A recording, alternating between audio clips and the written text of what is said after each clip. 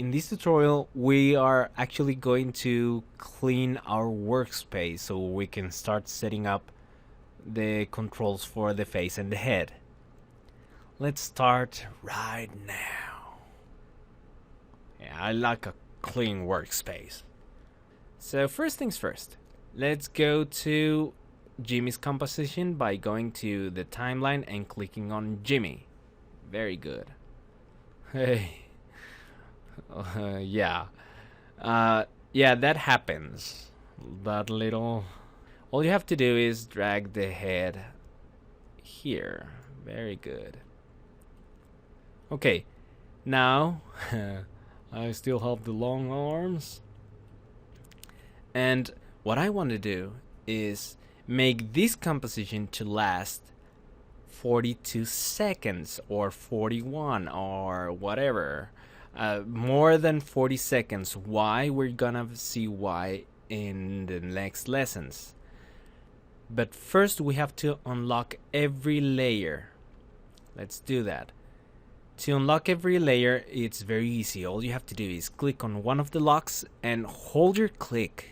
Drag your mouse all the way down and release. Very good. Now every layer is unlocked.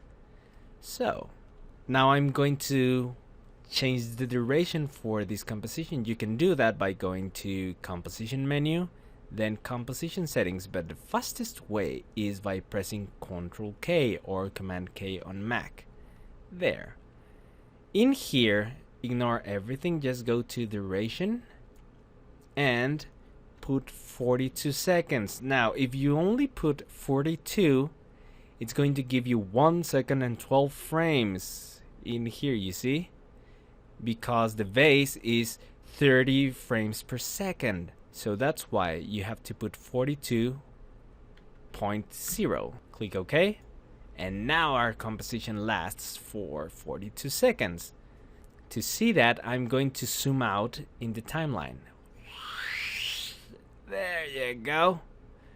Now I'm going to select everything by pressing Ctrl A and expanding their duration by putting my mouse in one of the edges of the objects and drag it. There, you see here these layers, the layers for the duplicates. Every composition has this fixed duration. How do you fix that? Well, very easy. I'm going to show you a trick.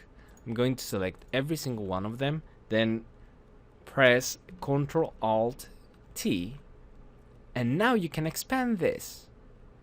There you go.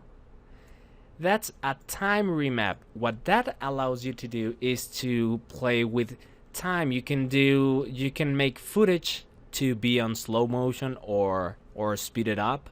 But for the purposes of this video, we're just going to use it on pause. We're gonna check the time remap later on. Right now, just delete the last keyframe, the second keyframe of every single one of those objects like I just did. Okay? Now, everything is ready. Now let's tidy up some things first. I'm going to maximize the timeline again. Now, I want the 4 controllers to be on top of everything, so I selected every single one of those by holding the Ctrl key and drag them up. There you go. Now I'm going to select every bone and drag them down below everything else here. That's a good place. And now what I'm going to show you is, actually let me select everything, then collapse. Now, because I'm not going to use the mouse here, not yet, I'm going to disable the visibility to mouth closed 1. There you go.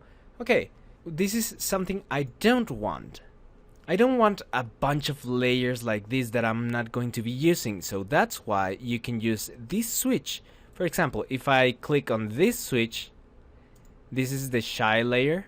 If I click on it, nothing happens, just tells me, hey, you have this layer shy.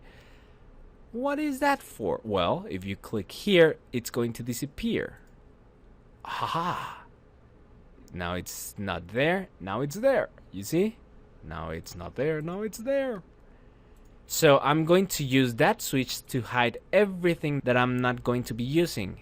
So I'm going to select everything from here, from IK0 to the neck.